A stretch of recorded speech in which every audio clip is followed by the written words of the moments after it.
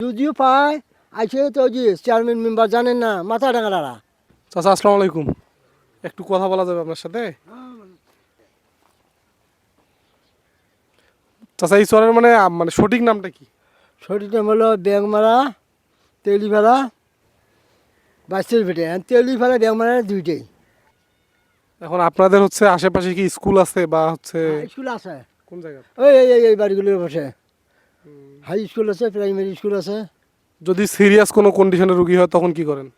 তখন তো ওই পারে যাওয়া না গে, এ পারে তার কোনো চিকিৎসার ব্যবস্থা নেই, নদী পারাপারি কাম, যার ফলে খুবই অসুবিধা হয় আর কি।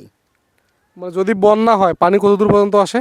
পানি আসে মনে করা এই যে যেখানে দাঁড়িয়ে আছি এখানে মনে হয় এক বুক পানি, যেখানে দাঁড়িয়ে আছি এক বুক, আর ওই রাস্তা ছুটলে এই নিয়ে হয়।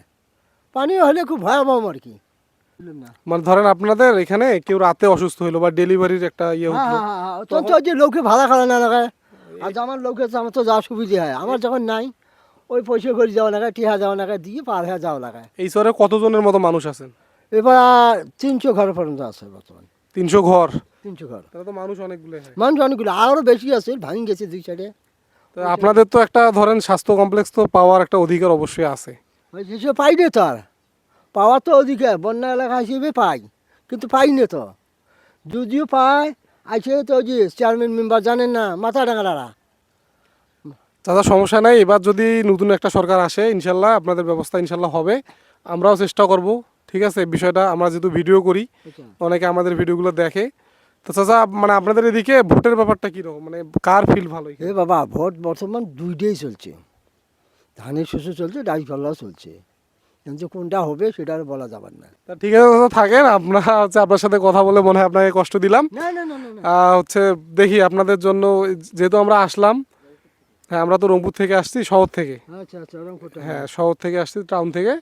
তো ইনশাল্লাহ যদি সরকার আসে এই বিষয়গুলো কিন্তু তুলে ধরা দরকার, আচ্ছা হ্যাঁ মানুষের কাছে পৌঁছানো দরকার, যাতে এইদিকে আপনাদের একটা হাসপাতাল হয় বা একটা ক্লিনিক হয়। হ্যাঁ হ্যাঁ এই যে নাই তো। হ্যাঁ যেহেতু 300 পরিবার আছেন, হ্যাঁ 300 পরিবারে তো প্রায় 1,500 প্লাস মানুষ হবে না? হ্যাঁ হ্যাঁ, তারও বেশি হতো।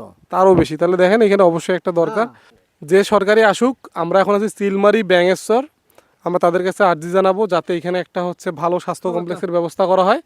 চাচাদের 300 পরিবার, 2000-এর মতো মানুষ এখানে থাকে, তারপরও তাদের এই সুবিধাটা নাই। নাই নাই। তো আমরা আশা করব যে সরকারি আসুক এখানে একটা স্বাস্থ্য কমপ্লেক্স হবে। তো আপনারা ভালো থাকবেন, চাচা ভালো থাকবেন। আচ্ছা দোয়া রাখবেন। আসসালামু আলাইকুম।